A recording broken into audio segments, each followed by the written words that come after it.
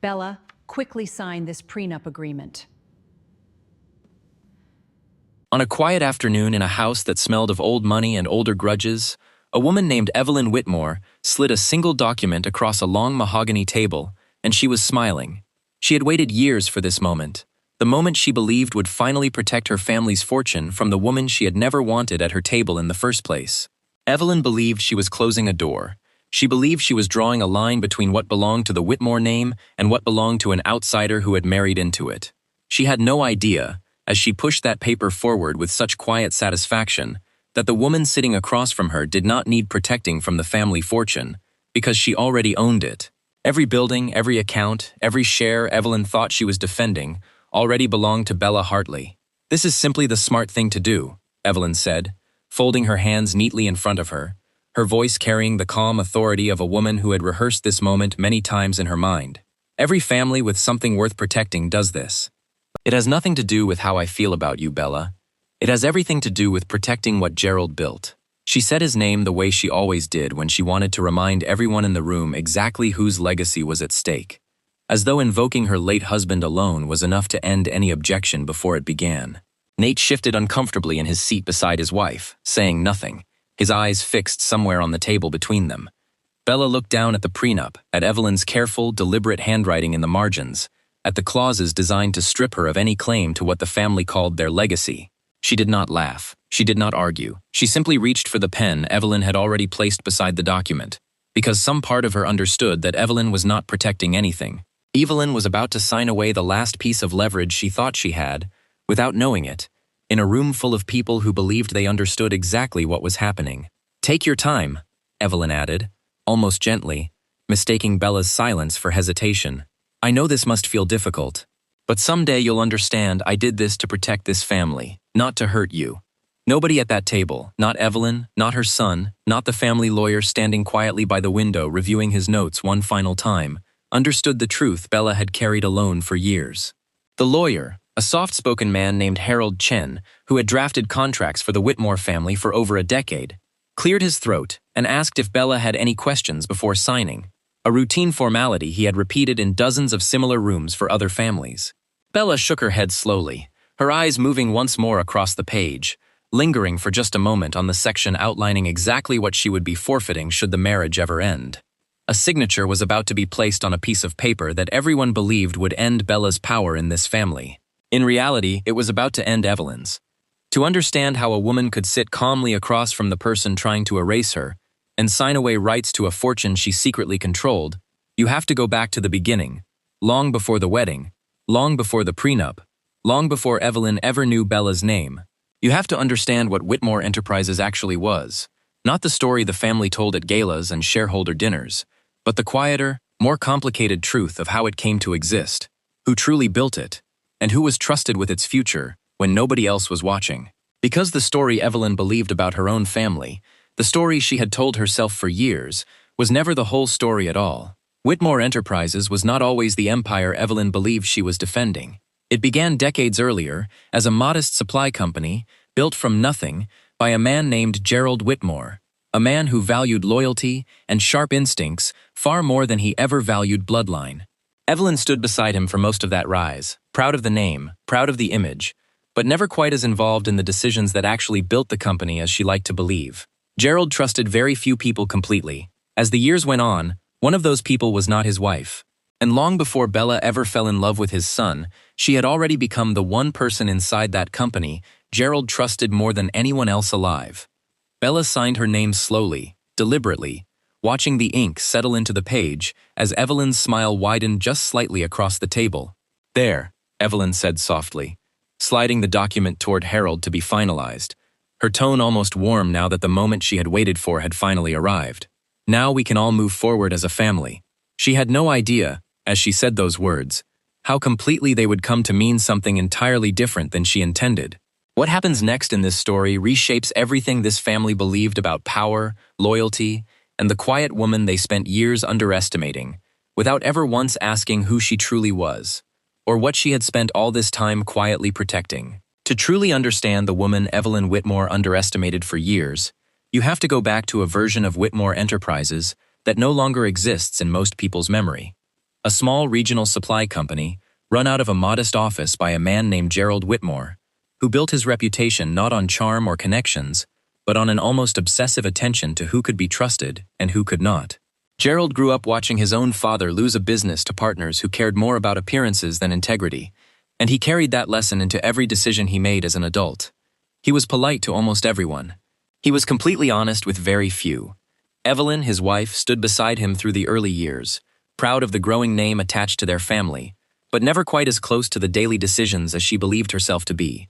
In the earliest years of their marriage, Gerald would often come home late from the office, and Evelyn would ask him, almost every night, how the business was really doing, hoping he might finally include her in the details he kept so carefully to himself. "You worry about the house, the dinners, the people who matter to this family's name," he told her once, not unkindly, but firmly enough that she never forgot it. "Let me worry about the business." Evelyn accepted this arrangement for years, telling herself it was simply how successful men operated, that her role was to build the family's image while Gerald built its foundation. She never suspected how literally he meant those words, or how completely he intended to keep her outside the company's most important decisions for the rest of his life. Evelyn had always understood the Whitmore name as something to be protected, displayed, and passed down, rather than something built through patience and difficult choices. She hosted dinners for investors, curated the family's public image, and quietly assumed that her closeness to Gerald guaranteed her a permanent seat inside every major decision the company would ever make. She often reminded her friends at these gatherings that she and Gerald built the company together, a version of events that felt true to her even as it grew further from reality with each passing year. Gerald allowed her to believe this for most of their marriage, not out of dishonesty, but because he had long ago learned that Evelyn's instincts leaned toward control rather than strategy. He loved her in his own way. He simply never fully trusted her with the parts of the business that could not survive being mishandled. That quiet distance between them, invisible to almost everyone outside their marriage, would end up shaping the entire future of the family fortune.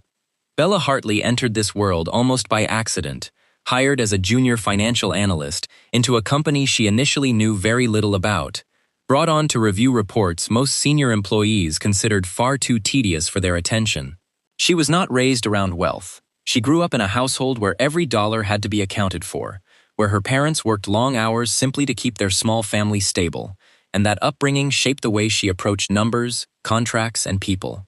On her very first week at Whitmore Enterprises, she noticed a discrepancy in a supplier contract that 3 separate departments had overlooked, and rather than staying quiet about it, as many new employees might have, she brought it directly to Gerald's office door. "Most people in your position would have let this go," Gerald told her, reviewing the discrepancy she had flagged, impressed, despite himself, by the confidence of someone so new to the company. "Why didn't you?" Bella answered simply that she had been taught to always check the numbers twice, because the people who suffered from mistakes were rarely the people who made them. Gerald said nothing for a long moment, studying her carefully, before telling her to keep bringing him anything else she found, no matter how small it seemed. It was a small exchange, nothing anyone else in the company thought twice about at the time, but it marked the beginning of a professional relationship that would eventually reshape the entire future of Whitmore Enterprises in ways neither of them could have predicted that afternoon. Over the following years, Gerald came to rely on Bella in a way he had never relied on anyone else inside the company, not out of romantic interest, but out of genuine respect for how clearly she understood the difference between protecting an image and protecting an actual legacy. He brought her into conversations about restructuring, about long-term risk, about decisions that could either strengthen the company for the next generation or quietly destroy it. He once told her, during a late evening review of the company's expansion plans, that she reminded him of himself 20 years earlier, before success made it easier to surround himself with people who simply agreed with him. Evelyn was rarely present for these conversations, and on the occasions she often argued for choices Gerald considered short-sighted, driven more by pride than strategy, favoring decisions that would look impressive at dinner parties over decisions that would protect the company's stability decades into the future. Gerald never confronted her directly about this. Instead, he began making a series of private decisions meant to insulate the company from exactly the kind of instability he feared Evelyn might one day bring to it. Decisions he discussed with almost no one except the attorney he trusted most, Claudia Reyes. Nate Whitmore grew up entirely outside of this world of boardroom decisions and quiet tests of loyalty. As Gerald's only son, he was raised with every comfort the family name could offer, but very little insight into the actual mechanics of how that comfort was maintained.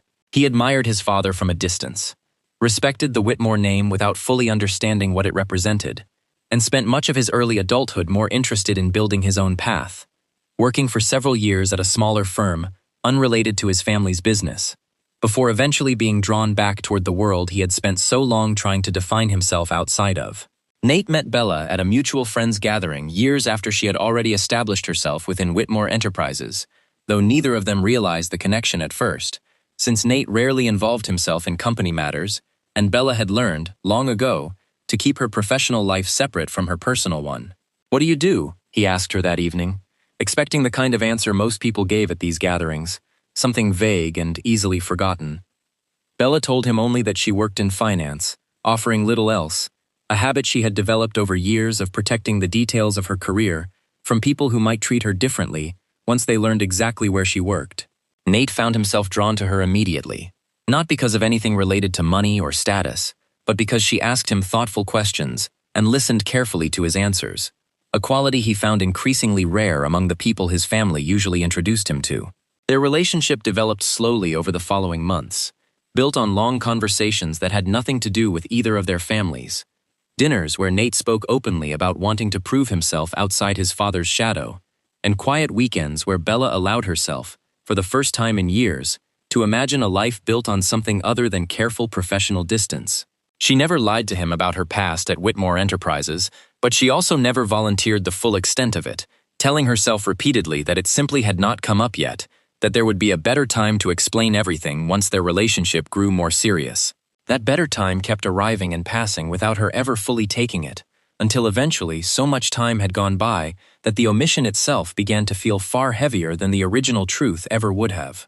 When he met Bella years later, he had no idea she had ever worked at Whitmore Enterprises in any meaningful capacity, let alone that she had once sat in rooms discussing decisions that would eventually shape his own inheritance.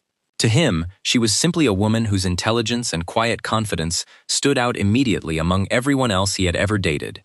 Evelyn's disapproval of Bella began almost the moment she learned of the relationship, long before she had any real reason beyond her own assumptions about where Bella came from. At their very first dinner together, Evelyn asked Bella pointed questions about her family background, her education, and her career, listening with a polite smile that never quite reached her eyes, as Bella answered each question honestly and directly. "And what exactly do your parents do?" Evelyn asked at one point, the question landing with a subtle edge that Bella recognized immediately for what it was.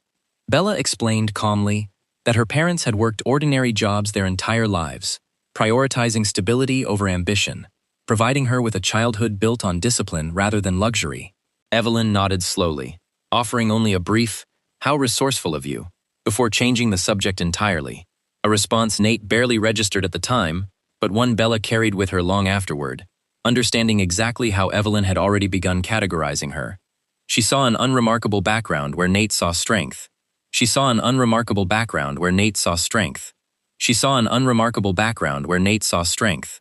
From the earliest family dinners, Evelyn made her preference clear without ever needing to say it directly, comparing Bella unfavorably to other women she considered a better fit for the Whitmore name, most often a woman named Priscilla, the daughter of longtime family friends, someone Evelyn had quietly hoped Nate would choose instead. Evelyn brought Priscilla into conversations so frequently that even Nate eventually grew tired of hearing her name mentioned at every gathering meant to celebrate his relationship with Bella, often interrupting his mother gently but firmly whenever she steered the conversation in that direction. What none of them knew, what none of them could have known at the time, was that Gerald had already begun making decisions in private that would one day make Evelyn's disapproval almost meaningless. As his health began to decline in his final years, he grew increasingly concerned about what would happen to the company he had spent his life building once he was no longer there to guide it. He trusted his son's character, but he doubted his son's readiness. He respected his wife's loyalty to the family name, but he questioned her judgment when it came to protecting the business itself. And so, quietly, without informing either of them, Gerald began working with Claudia Reyes to restructure his will in a way that would one day protect the company from the very people meant to inherit it, a decision he made not out of distrust for his family's love, but out of deep concern for their judgment when it came to matters neither of them had ever been asked to fully understand. By the time Gerald passed away, the family believed they understood exactly how his estate had been divided, a comfortable assumption Evelyn clung to for years afterward, never once suspecting that the truth had been sealed away long before his death. Nate stepped into a role within the company that felt significant to him, unaware of how limited his actual authority truly was. Evelyn continued behaving as though her opinion carried the same weight it always had, unaware that her influence over the company's future had quietly diminished the moment Gerald signed his final documents. And Bella, now married into the family, said nothing about the history she carried with her, choosing instead to build a quiet life alongside Nate, watching Evelyn's assumptions grow stronger with every year that passed. It was this exact imbalance, an entire family operating on assumptions that no longer matched reality, that eventually led Evelyn to demand the prenup she believed would finally protect the Whitmore legacy from an outsider she never fully understood. She had no idea that the woman she was trying to strip of rights already held more authority over the family's future than she or her son ever had. The demand did not arrive quietly. Evelyn had been circling the idea for months, dropping small comments at family dinners about protecting what she called the family's legacy, testing the waters before finally deciding the time had come to act. It began subtly, almost casually, during a Sunday dinner when Evelyn mentioned, seemingly out of nowhere, that an old friend's daughter-in-law had recently walked away from a marriage with a significant portion of the family's assets. It was a disaster, Evelyn said, cutting into her meal without looking up. Completely avoidable, if only someone had thought to protect things properly beforehand. Nate exchanged a glance with Bella across the table, both of them recognizing the comment for what it was, though neither yet understood how quickly Evelyn intended to act on it. Over the following weeks, these comments grew more frequent and less subtle, until one evening Evelyn asked Nate to meet her privately, without Bella present, to discuss what she called an important family matter. "I need you to understand something," Evelyn told him, her tone measured and deliberate, the tone she used whenever she wanted a conversation, to feel less like a request and more like an inevitability. "Your father built this company for this family, not for anyone who might one day walk away from it. I am not asking you to distrust Bella. I am asking you to be smart, the way your father would have wanted you to be smart." Nate tried to push back gently, reminding his mother that Bella had never once expressed interest in company assets, had never asked for anything beyond the life they were quietly building together. "Intentions change," Evelyn said simply, waving away his objection as though it barely warranted consideration. "People change, circumstances change. This has nothing to do with how I feel about her personally. This is about protecting decades of your father's work from becoming vulnerable to circumstances none of us can predict." She spoke with the calm certainty of someone who had already decided the outcome before the conversation began, and Nate, still processing his father's death and unwilling to add more conflict to an already difficult period in his life, eventually stopped arguing, not because he agreed, but because he wanted the tension between his mother and his marriage to end before it grew any worse. Bella watched this unfold from a distance that felt strange even to her, listening secondhand through Nate about conversations Evelyn was having behind her back, aware that a document was being prepared that would attempt to define her place within a family she had, in truth, been protecting far longer than any of them realized. One evening, Nate came home visibly exhausted after another conversation with his mother, sitting quietly on the edge of their bed, before finally telling Bella what Evelyn was asking of them. "She wants a prenup," he said, unable to look at her directly as he said it. "She's already had Harold start drafting something. I tried to tell her it wasn't necessary, but she won't let this go." Bella listened without reacting the way he expected her to, without anger or hurt, simply nodding slowly, as though she had already anticipated this moment long before it arrived. "If it will bring peace to your family, I'll sign it," Bella told him quietly, a response that surprised Nate given how unreasonable he privately believed his mother's demand to be. He asked her, more than once, if she was certain, if she truly understood what she might be agreeing to give up. Bella reassured him each time, telling him only that she trusted the situation would resolve itself in time, an answer that felt slightly evasive even as she said it, though Nate, distracted by his own guilt over the entire situation, never pressed her further to explain exactly what she meant. She had made peace long ago with carrying that truth alone, choosing silence not out of deception for its own sake, but out of a desire to protect Nate from a revelation that would force him to confront just how little his mother's version of the family's history actually matched reality. The tension inside the family grew heavier, with each private conversation Evelyn had with Harold Chen, the family's longtime attorney, a man loyal enough to draft exactly what she asked, without questioning her motives too closely. Make it airtight, Evelyn instructed him during one of their meetings, reviewing an early draft with a red pen in hand. I don't want a single gap she could use to claim anything tied to Whitmore Enterprises. The properties, the investment accounts, any of it. Harold reminded her gently that prenups could only govern assets actually owned by the parties involved, a comment Evelyn brushed aside without much thought, assuming it was simply a technicality that would work itself out in the final language. She reviewed each draft personally, adding her own notes in the margins, occasionally softening a clause only when Nate pushed back on her behalf, insisting certain language felt unnecessarily harsh toward a woman he still deeply loved. By the time the final version of the prenup was ready, Evelyn had convinced herself this was simply responsible stewardship, the kind of decision any strong matriarch would make to protect decades of hard work from being casually handed away in the event of a divorce. She invited Bella and Nate to the family estate under the pretense of a quiet dinner.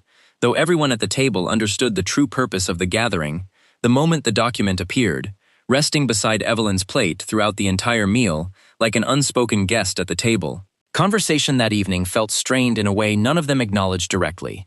Evelyn making polite small talk about an upcoming charity gala, while Nate pushed food around his plate, and Bella sat with the quiet composure she brought to almost every difficult moment in her life. When dinner concluded, Evelyn finally reached for the folder beside her plate, sliding it across the table with the same composed pride she brought to every major family decision. I know this isn't easy, Evelyn said, her voice softening slightly in a way that almost sounded like genuine care. But someday, I truly believe you'll understand why this matters so much to me. Bella opened the folder and began reading slowly, absorbing each line Evelyn had personally shaped to exclude her from anything the family considered Whitmore property. To Evelyn, this silence felt like hesitation, perhaps even quiet defeat, the reaction of a woman finally accepting her place within the family hierarchy. In truth, Bella's silence came from something else entirely, an awareness that the very document meant to strip her of rights to a fortune could only ever apply to what Nate personally owned, a portion of the family's wealth far smaller than what Evelyn believed she was protecting. Do you have any questions before we proceed? Harold asked, from where he stood near the window, his tone professional and detached, treating the moment as routine as he had treated dozens of similar signings for other families over the years. Bella looked up briefly, meeting Evelyn's eyes across the table before answering. No, she said simply. I understand exactly what this document says. Evelyn smiled at this response, interpreting it as quiet acceptance of her authority, never once considering that Bella's words carried a very different meaning than the one Evelyn assumed. Bella understood, in that moment, that Evelyn was not defending the empire. She was signing away the last illusion that she still controlled it, drafting language so specific and so narrow in its scope that it accomplished the exact opposite of what she intended. Nate watched his wife carefully throughout this entire exchange, searching her expression for some sign of what she was feeling, uncertain whether she felt humiliated, angry, or simply resigned to a situation he had been unable to protect her from despite his efforts.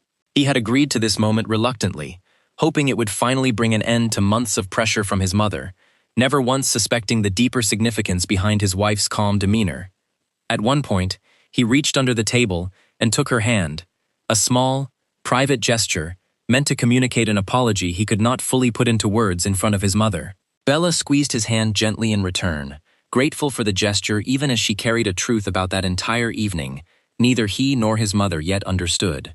When Bella finally reached for the pen Evelyn had placed beside the document, the room seemed to exhale, as though everyone present believed this small motion marked the end of months of quiet conflict.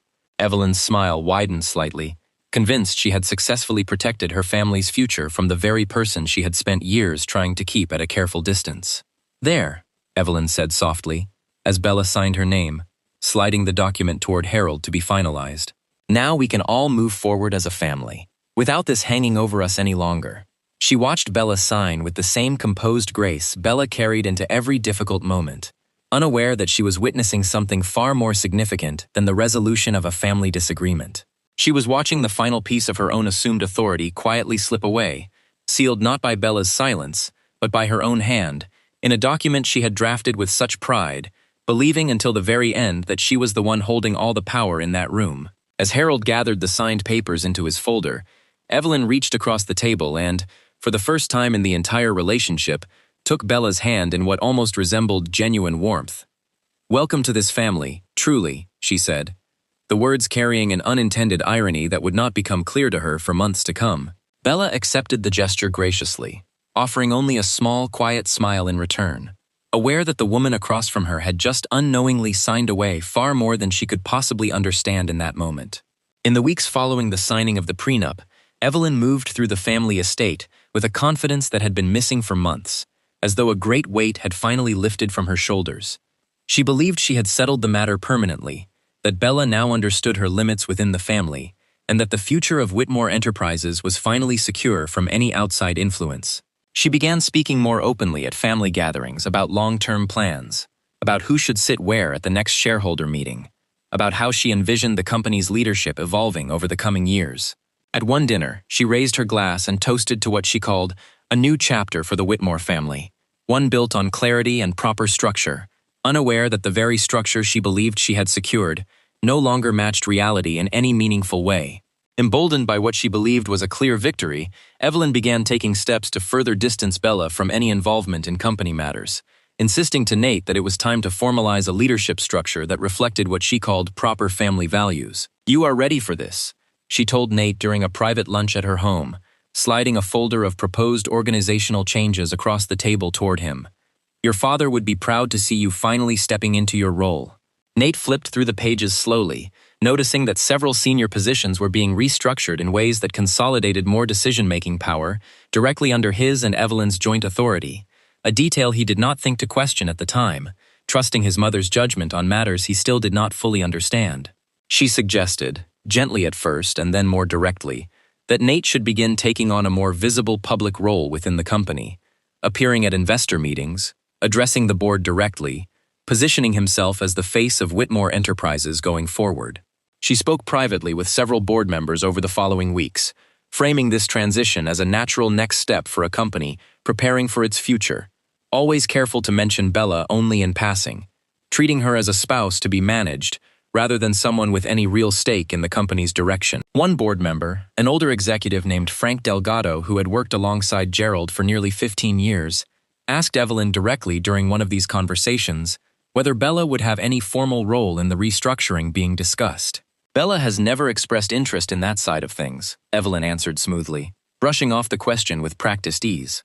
"This is really about ensuring Nate has the support and structure he needs moving forward." Frank nodded, though something about the exchange left him slightly uneasy, a feeling he could not immediately explain but chose not to pursue further at the time, unaware that his passing comment would eventually become far more significant than either of them realized in that moment. Marcus Doyle, the company's longtime chief financial officer, had worked alongside Gerald for nearly 2 decades before his passing. Hired originally as a junior accountant before rising steadily through the company, based on the same quality Gerald valued above almost everything else, unwavering honesty even when it was inconvenient. Marcus understood the intricacies of Whitmore Enterprises' ownership structure better than almost anyone else still active within the company, having personally overseen several rounds of internal audits during Gerald's lifetime, audits Gerald insisted upon far more frequently than most companies of similar size. As Evelyn began pushing for changes to leadership and voting arrangements, Marcus found himself reviewing shareholder records more closely than he had in years, prompted initially by a routine audit request from the board meant to satisfy new regulatory requirements rather than any specific suspicion. He began the process the way he always did, pulling historical shareholder registries dating back nearly 15 years, cross-referencing voting share allocations against board meeting minutes and formal filings submitted to the state. It was during this process that Marcus first noticed an inconsistency he could not immediately explain, a discrepancy between the voting shares publicly reflected in recent board communications and an older filing buried within the company's archived legal records, one that appeared to have been submitted quietly through a separate channel years earlier. He assumed at first that this was simply a clerical error, the kind of small inconsistency that occasionally slipped through even well-managed companies, and he set the file aside temporarily, intending to revisit it once his immediate audit obligations were complete. But something about the discrepancy continued to nag at him over the following days, enough that he eventually pulled the original filing directly, rather than relying on internal summaries prepared by his own staff. What he found unsettled him considerably more than a simple clerical error would have. The filing, dated several years before Gerald's passing, indicated a formal transfer of controlling voting shares, 51% of the company, away from Gerald's direct personal holdings and into a separate trust structure, one Marcus did not recognize from any of the standard estate documentation the family had shared with the board after Gerald's death. He cross-referenced the trust name against the company's legal correspondence and found a single point of contact listed for all matters related to it, an attorney named Claudia Reyes, a name Marcus recognized only vaguely, aware she had handled certain private legal matters for Gerald over the years, though he had never worked with her directly himself. Marcus considered his options carefully before deciding how to proceed, aware that raising this discrepancy carelessly could create significant disruption within a family and company already navigating considerable tension. He chose, instead, to reach out to Claudia directly, requesting a private meeting to clarify what he had found before bringing anything to the board or the family. Claudia Reyes, the attorney who had helped Gerald restructure his estate years earlier, had been expecting a call like this one for longer than Marcus realized, having quietly monitored the family's internal dynamics from a professional distance since Gerald's passing, waiting for the exact moment his instructions indicated the sealed provisions should finally come to light. "I've been anticipating someone would eventually notice," Claudia told Marcus when they met, her tone calm and measured, the tone of someone who had rehearsed this exact conversation many times in her mind over the years. She explained, carefully, and without revealing more than Gerald's original instructions permitted at that stage, that certain provisions of his estate had been structured to remain confidential until specific conditions within the family were met. Conditions related to leadership transitions and shareholder consolidation efforts, exactly like the ones Evelyn had recently begun pursuing.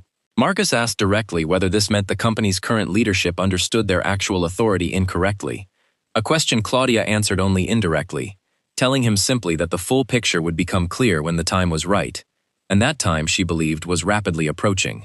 Around this same period, Claudia began her own quiet preparations, reviewing Gerald's original documents one final time, ensuring every provision remained legally sound and properly notarized after so many years, aware that once these documents became public, they would need to withstand intense scrutiny from a family unlikely to accept the revelation easily. She thought often during these preparations about the conversations she had shared with Gerald in his final years, conversations few people besides the two of them would ever fully know the details of. Gerald had come to her initially through a mutual business contact, seeking someone entirely outside his usual circle of family attorneys, someone with no prior relationship to Evelyn or the rest of the Whitmore family, who might feel obligated to share information with them. "I need someone who will follow my instructions exactly, even if my own family disagrees with them," Gerald told her during their very first meeting, a request Claudia took seriously enough that she spent considerable time over the following months helping him structure an estate plan unlike anything she had drafted for a client before. He explained his concerns plainly during these sessions, worried aloud that Evelyn's instincts toward image and control, however well-intentioned, could eventually destabilize a company he had spent his entire life building, and equally worried that Nate, though good-hearted, lacked the readiness at that stage in his life to protect the company from difficult decisions that would inevitably arise after Gerald was gone. He spoke of Bella during these conversations with clear, deliberate confidence, describing her judgment, her instincts, and her quiet integrity as qualities he trusted more than almost anyone else's within the company. "She doesn't know I'm doing this," Gerald told Claudia during one of their final meetings before his health declined significantly, "and I don't want her to know, not yet. If she knew, she would try to talk me out of it, tell me it isn't her place, tell me this belongs to my family and not to her. But this company will need someone who understands it the way I do, someone who will protect it rather than simply inherit it." Claudia asked him directly, during this same conversation, whether he intended to explain his reasoning to Evelyn or Nate before his passing, a question Gerald considered carefully before answering. He told her he did not believe he could, that Evelyn would never accept such a decision willingly, and that forcing the conversation while he was alive would only create the exact family conflict he was trying to prevent after his death. For a brief period following Marcus's initial discovery, suspicion within certain corners of the family and board began quietly circulating, as some wondered privately whether Nate himself had known more about his wife's history with the company than he ever let on, whether his calm demeanor throughout the prenup process suggested a deeper understanding of what was actually at stake that he had simply chosen not to share. Others speculated that Bella's years of silence had been calculated from the very beginning, a long-term strategy rather than genuine restraint, a theory that gained brief traction among a few board members unfamiliar with her character. These theories spread quietly through private conversations among board members and extended family, fueled by uncertainty rather than fact, the natural byproduct of information surfacing faster than explanations could follow it. Marcus dismissed both theories almost immediately once he began piecing together the full timeline from Gerald's original documents, recognizing clearly that the transfer of controlling shares had taken place years before Bella and Nate had even met, long before any possibility of calculation or manipulation could reasonably explain what had occurred. He recognized instead that the real story was far simpler and far more significant than anyone had assumed, a story about a father who trusted judgment over bloodline, and a woman who had quietly honored that trust for years without ever once using it to her own advantage. As Evelyn continued pressing forward with her plans to formalize Nate's leadership role, unaware of what Marcus and Claudia now understood, she called for an emergency shareholder meeting, intending to present her vision for the company's future in front of the full board. She prepared meticulously for this meeting over the following days, rehearsing what she would say about tradition, family values, and protecting the Whitmore name from instability, reviewing talking points with Harold, and refining her proposed organizational chart late into several evenings. She had no idea that Marcus and Claudia had already begun preparing documentation of their own, materials that would completely upend everything she intended to present that day. On the morning of the meeting, Evelyn dressed carefully, selecting an outfit she felt conveyed exactly the kind of composed authority she wanted to project. Confident this would be the day she finally solidified the family's future, exactly as she believed it should be structured. The atmosphere inside the boardroom that day carried a tension few people fully understood at first, an unspoken sense among certain board members that something significant was about to happen, though nobody could yet say exactly what. A feeling Frank Delgado, in particular, noticed as he took his seat near the head of the table, exchanging a brief, uncertain glance with Marcus as he entered the room. Evelyn took her seat at the head of the table with practiced composure, ready to begin outlining her plans for Nate's expanded role within the company, arranging her notes carefully in front of her as the remaining board members settled into their seats around the long conference table. Bella sat quietly beside her husband, aware of what was coming in a way no one else in that room could have anticipated, her composure steady, despite the significance of what she knew was about to unfold. Marcus exchanged a brief glance with Claudia as she entered the room carrying a folder that had remained sealed for years. A folder that was about to reveal a truth Evelyn had never once considered possible. A truth that would change the balance of power in that family forever. Evelyn glanced toward the door as Claudia entered, offering a polite but slightly puzzled smile, unable to place exactly why Gerald's old attorney had been asked to attend a meeting focused entirely on internal leadership restructuring. She would understand, within the next several minutes, precisely why Claudia's presence in that room was about to matter more than anything else on her carefully prepared agenda that day. Claudia Reyes placed the folder on the table with a quiet, deliberate calm that immediately shifted the energy in the room, drawing every eye toward her before she had spoken a single word. Evelyn glanced at the folder with mild curiosity, assuming it related to routine legal matters connected to the leadership transition she intended to present that day. "Claudia, thank you for coming," Evelyn said pleasantly, gesturing toward an open seat near the end of the table. "I wasn't aware you'd be joining us, but I'm glad to have you here as we finalize the transition plans." Claudia offered a polite nod, but did not sit immediately, remaining standing at the head of the table beside Evelyn, a small detail that several board members noticed without quite understanding its significance. "Before we move forward with anything on today's agenda," Claudia said, her voice measured and professional, "there's a matter I'm required to bring before this board, one that directly affects the leadership discussion you've prepared." Evelyn's expression shifted slightly, curiosity edging toward mild concern, though she maintained her composure, assuming this was simply some administrative formality that would be resolved quickly. "Of course," Evelyn said, gesturing for Claudia to continue. "What is it?" Claudia opened the folder slowly, explaining that under instructions Gerald Whitmore had given her years before his passing, certain provisions of his final will were required to be disclosed. The moment specific conditions within the family were met, conditions that had, in recent months, quietly come to pass. "I don't understand," Evelyn said, her tone still polite but carrying the first hint of unease. "Gerald's estate was settled years ago. Everything was handled properly through Harold's office."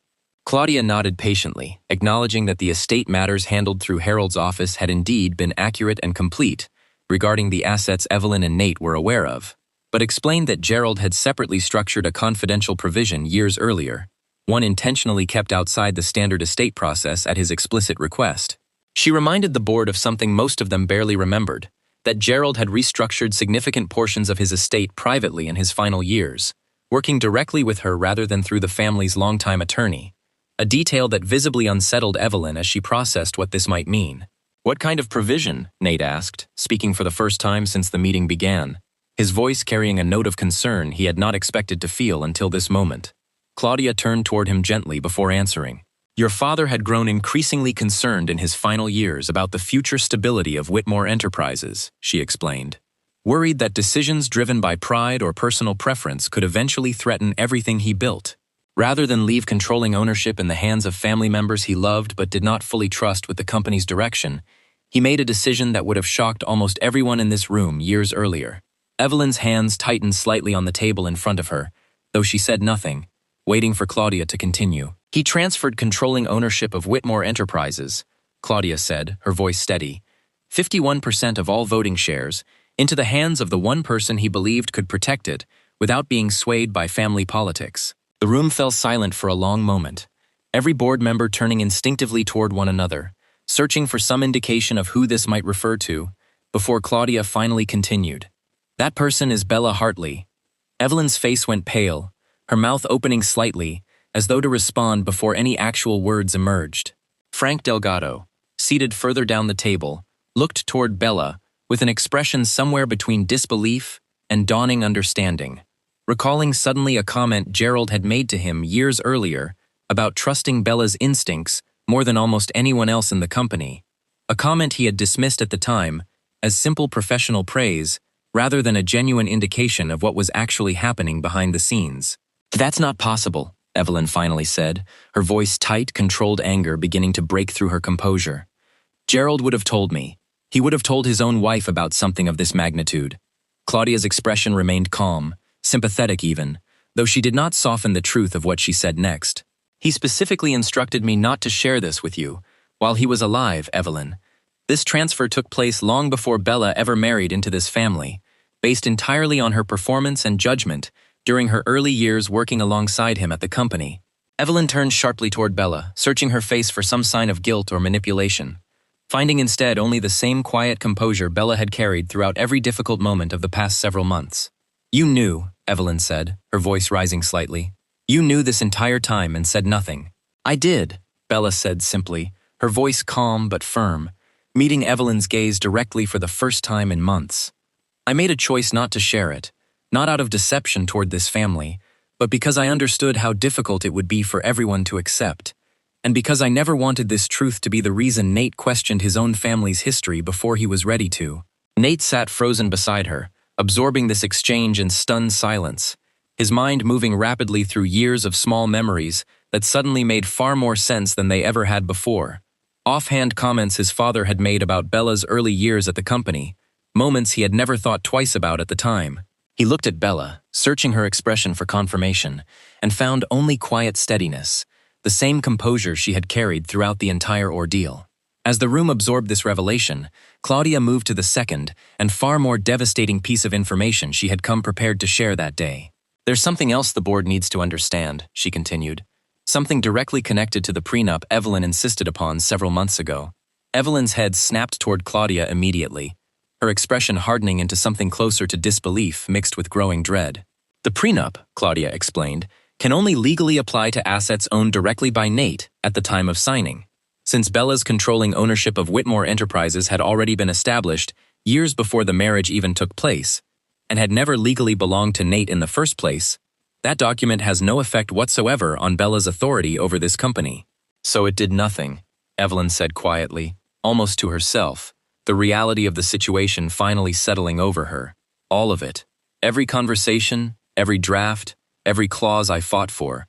It did absolutely nothing." Claudia nodded gently, allowing the silence that followed to speak for itself, rather than offering further explanation. Evelyn spent the next several moments staring blankly at the table in front of her, replaying months of confident conversations with Harold, with board members, with Nate himself, conversations built entirely on an understanding of her own authority that had never actually existed in the way she believed.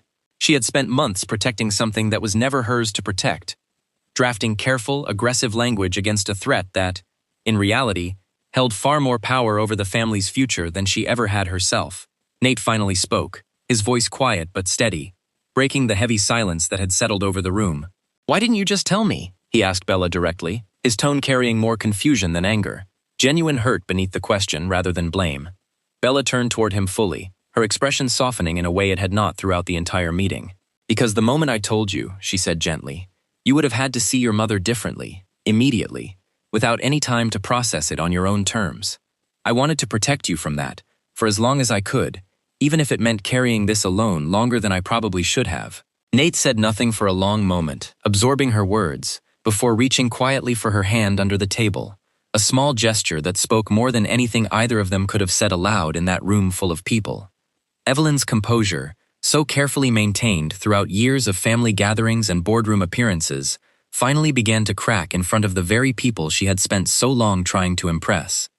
"This has to be some kind of manipulation," she said, her voice rising with a mixture of anger and desperation.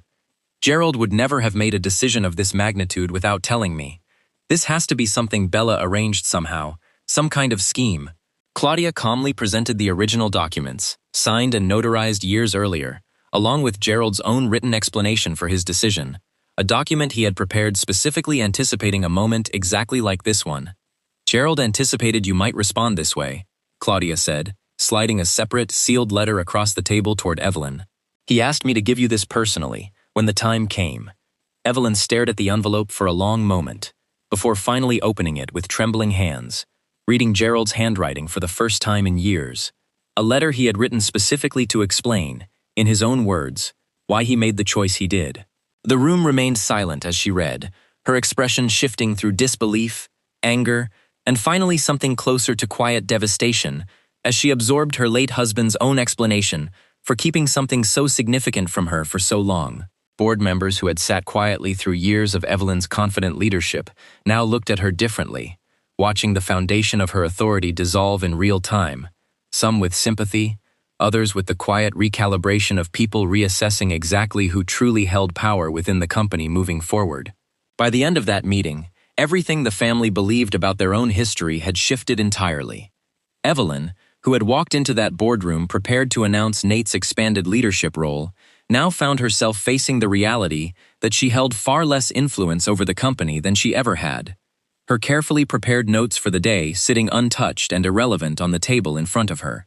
Nate, who had spent his entire life believing he understood his own family's story, now understood that the version he grew up with had never been complete, and that his wife had carried the full weight of that incomplete story quietly, for years, in order to protect him. And Bella, who had carried this truth quietly for so long, finally allowed herself to exhale, aware that the moment she had long anticipated, the moment everything would finally come to light, had arrived not through her own doing, but through Evelyn's own carefully drafted document. In the days following the boardroom revelation, the family estate that had once buzzed with Evelyn's confident plans for the future fell into a strange, uncertain quiet. Evelyn moved through the house differently now, no longer the woman who dictated seating arrangements and long-term strategy with effortless authority, but someone forced to reckon with a version of her own family's history she had never been allowed to see. She spent long hours alone in Gerald's old study, a room she rarely entered in the years since his passing, rereading his letter more than once, searching each time for some detail she might have missed, some explanation that would make the decision easier to accept. She found none. Gerald's reasoning remained exactly as he had written it, calm, deliberate, and entirely unmoved by how much it would eventually cost her. Bella, now holding undeniable and fully acknowledged control over Whitmore Enterprises, faced a decision that would define not only the company's future, but her own character in the eyes of everyone watching. Board members who had spent years deferring to Evelyn now looked to Bella for direction, uncertain what kind of leader she intended to become now that her authority could no longer be questioned. Frank Delgado approached her privately during the week, following the meeting, asking directly what she intended to do about Evelyn's role going forward.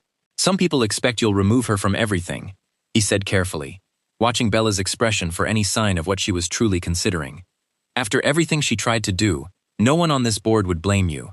Bella considered his words for a long moment before responding. "I've thought about that," she admitted honestly. "It would be simple, and it would feel justified, but I don't think that's the kind of leader I want to be, and I don't think it's what Gerald actually wanted either."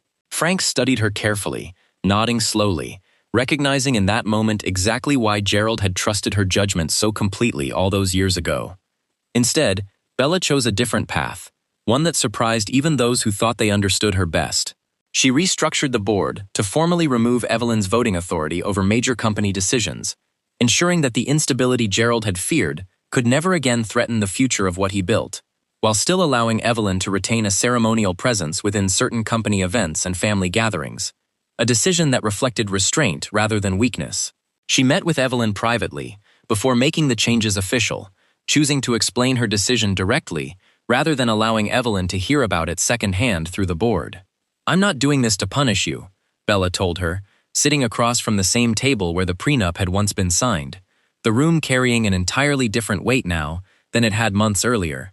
"I'm doing this because the company needs stability, and because Gerald trusted me to protect it, even from the people he loved most." Evelyn listened in silence, her pride visibly wounded, but her usual sharp retorts absent for once. "I don't expect you to forgive me," Evelyn finally said, her voice quieter than Bella had ever heard it. "I spent years underestimating you because it was easier than admitting I didn't understand my own husband's company as well as I believed I did." Bella nodded slowly, acknowledging the admission without offering false reassurance. "I'm not asking for an apology," she said. "I'm asking that we find a way to move forward as a family, even if that looks different than either of us expected." It was not forgiveness, not entirely, but it was the beginning of something neither woman had believed possible months earlier. A fragile, cautious understanding, built not on affection but on mutual respect for what the other had endured. Priscilla's presence within the family, once a quiet source of tension carefully maintained by Evelyn's persistent comparisons, faded almost entirely once Evelyn's influence began to diminish. Without Evelyn actively promoting her as an alternative choice for Nate, Priscilla gradually distanced herself from family gatherings altogether, sending a brief, polite message to Nate some weeks later wishing him well, before quietly stepping out of the family's orbit entirely, no longer positioned as a rival within a narrative that no longer served any purpose. Nate, reflecting on the years of subtle pressure his mother had placed on his relationship with Bella, began to understand how much of that tension had been manufactured entirely by Evelyn's own insecurities, rather than any genuine concern for his well-being. He confronted his mother about this directly during one difficult conversation weeks after the boardroom meeting. "Why did you push Priscilla on me for all those years?" he asked her plainly, tired of avoiding the question any longer. Evelyn hesitated before answering honestly for what felt like the first time in a long while. "Because she felt safe," Evelyn admitted. "Familiar. I thought familiar meant stable. I was wrong about a lot of things, Nate, and I think that was one of them." The distance between Nate and his mother grew for a time after this conversation, not out of anger, but out of the difficult process of reconciling the version of his family he grew up believing in with the version he now understood to be true. For Nate and Bella, the aftermath of this revelation became an unexpected turning point in their marriage, rather than the fracture many might have anticipated. Nate struggled, at first, with the realization that his wife had carried such significant knowledge alone for years, wrestling with feelings of confusion and even mild betrayal, before eventually understanding the impossible position she had been placed in from the very beginning. "I need you to understand something," Bella told him one evening, sitting beside him on their back porch weeks after the meeting, the conversation they had both been quietly avoiding finally surfacing between them. "My silence was never about keeping something from you, because I didn't trust you. It was about protecting you from having to choose between the truth about your mother and the family you thought you had." Nate was quiet for a long moment before responding. "I understand that now," he said, "but it still hurt, knowing you carried something like that completely alone, for years, without ever giving me the chance to help you carry it." Bella reached for his hand, her voice softening. "I know," she admitted, "and I think, if I could go back, I would have found a way to tell you sooner, even if it meant an earlier, harder conversation. I just didn't know how to give you that truth, without breaking something in you I wasn't ready to break."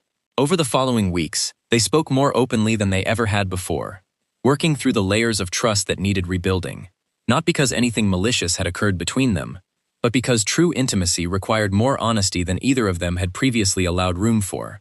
Over time, Nate came to see her restraint not as dishonesty, but as a quiet form of love few people would have been capable of sustaining for so long.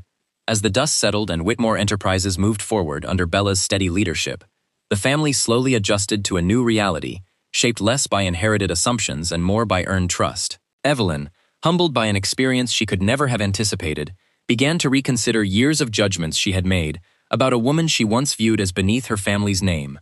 She began attending certain company events again, quietly, without her previous need to dominate every conversation in the room, occasionally offering Bella small, genuine compliments on decisions she once would have criticized without hesitation. She never fully abandoned her pride, but something in her softened, a quiet recognition that the very outsider she had spent years trying to diminish had ultimately been the one holding the family's future together the entire time. Whitmore Enterprises continued to grow, stronger and more stable than it had been in years, guided by a leader whose patience had once been mistaken for weakness, and whose quiet restraint ultimately proved to be the very quality that saved the company from the instability Evelyn had always feared, but never truly understood how to prevent. This story leaves behind a question worth sitting with, long after the details fade, a question about the danger of underestimating the people we assume we understand, simply because of where they came from or how quietly they carry themselves. Evelyn spent years convinced she held every advantage in that family, never once considering that true power often belongs to those who choose not to announce it. Bella's restraint, patience, and quiet strength ultimately protected far more than a fortune. It protected a marriage, a company, and a family from the very instability Evelyn always claimed to fear. Would you have stayed silent as long as Bella did, protecting someone you love from a truth that could shatter everything they believed about their own family? Months later, the Whitmore family gathered again around the same long mahogany table, where so much of this story had unfolded, though the atmosphere in that room carried none of the tension it once had. Evelyn sat quietly near the far end, no longer at the head of the table but present nonetheless, a small, deliberate choice Bella had made when arranging the seating that evening. Nate watched his mother and his wife exchange a brief, polite conversation about an upcoming charity event. Nothing remarkable on the surface, but something that would have been unimaginable only a year earlier. He thought often, during these quieter family gatherings, about how close they had all come to losing each other entirely, and how differently things might have unfolded if his wife had chosen a different path the day that Prenup first appeared on the table. Whitmore Enterprises continued to thrive under Bella's leadership, expanding into new markets Gerald himself had once only dreamed about, guided by the same careful, deliberate judgment that had first caught his attention all those years ago when she was still a junior analyst, reviewing contracts nobody else wanted to look at twice. Marcus Doyle remained by her side as chief financial officer, occasionally reflecting privately on how strange it still felt, discovering the truth buried in those old filings, and how differently the company's future might have unfolded had he simply dismissed that early discrepancy as nothing worth pursuing further. Claudia Reyes, having fulfilled the final instructions Gerald entrusted to her so many years earlier, eventually stepped back from her involvement with the family entirely, satisfied that she had honored exactly what he asked of her, down to the very last detail. Stories like this one always leave us with more questions than answers, and this one is no different. Bella carried a secret for years that could have changed everything the moment it came out, choosing patience over exposure and protection over power, even when that choice cost her long nights of quiet uncertainty about whether she was doing the right thing by the people she loved most. Evelyn spent years certain she held every advantage, never realizing the very woman she underestimated was quietly holding the future of the entire family in her hands, a truth that ultimately humbled her in ways she likely never expected when she slid that prenup across the table with such quiet confidence. We want to know what you think.